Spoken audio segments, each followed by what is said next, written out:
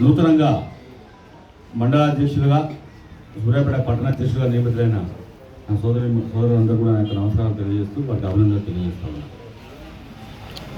పదవులు రావడం అనేది రెండు రకాలుగా ఉంటుంది.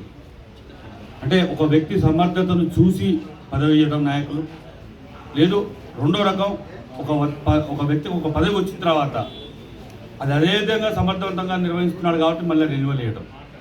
రెన్యువల్ లీటర్లో భాగంగా 3 మండలాలలో పాత వాళ్ళకి ఇవ్వడం జరిగింది. మీరు సమర్థులుగా పనిచేస్తున్నారు కాబట్టి. మిగతా వాళ్ళ అసమర్థులను కాదు నా యొక్క ఉద్దేశం. ఈ రోజు ఉన్న సమకాలీన పరిస్థితుల్లో రాజకీయాలను ఈ విధంగా నడిపించాలి, మన యొక్క గెలుపుకు ఏ విధంగా బావుట వేయాలనే కార్యక్రమంలో భాగంగా ఈ యొక్క వారిని కంటిన్యూ చేయడం. ఇక టౌన్ విషయానికి వస్తే వీళ్ళు వెంకన్న వారికి ఇచ్చారు, ఆత్మకూరు ఇస్తే వీరికి ఇచ్చారు. వీరు మీ యొక్క సమర్థతను నిరూపించుకోవాల్సిన అవసరం ఉన్నది.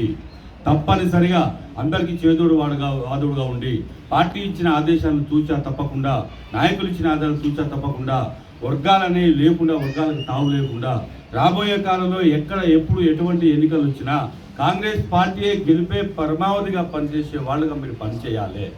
నేను ఈ సందర్భంగా విషయం చెప్పాలి.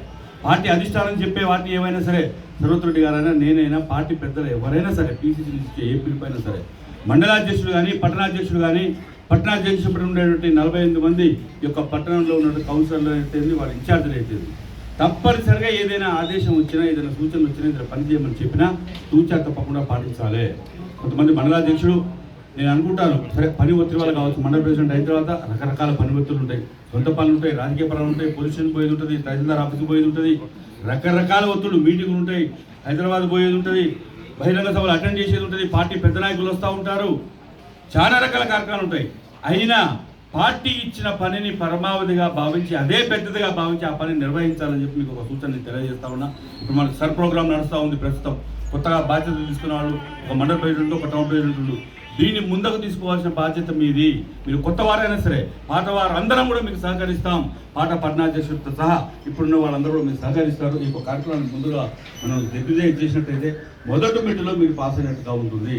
రాబోయే కాలంలో ఏ నేతలైనా ఇదే మొదటి మెట్టుగా, ఇదే గీటురాయిగా మన యొక్క సమర్థతను నిరూపించుకొని మన నాయకులు గెలుపుకు బాట కోరుకుంటూ, మరి మీ అందరి కోరిక ప్రకారం మన అందరం కలిసి ఏకగ్రీవంగా ఒక అభ్యర్థిని అసెంబ్లీకి పంపితే బాగుంటుంది. ఏకాభిప్రాయంతో ఇప్పటి వరకు ఏ విధంగా అయితే పదవుల పంపకాలు ఏ విధంగా ఏకాభిప్రాయంతో నడిచాయో ఇక ముందు కూడా అదే విధంగా నడవాలి.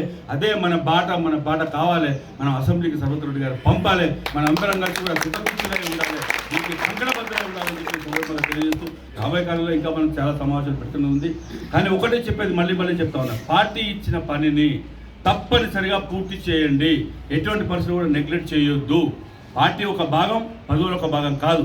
పదవులు పార్టీ ద్వారా వచ్చినాయి కాబట్టి పార్టీ చెప్పిన మనం ఖచ్చితంగా నిర్వహించాలని చెప్పి మీ అందరికీ ఈ సందర్భంగా తెలియజేస్తూ, నాకు అవకాశం మీ అందరికీ నమస్కారం తెలియజేస్తూ, మరి కొత్తగా వచ్చిన మండలాధ్యక్షుడు అయితే, టౌన్ ప్రెసిడెంట్కి అయితే మరొకసారి శుభాకాంక్షలు తెలియజేస్తూ ముగిస్తాను.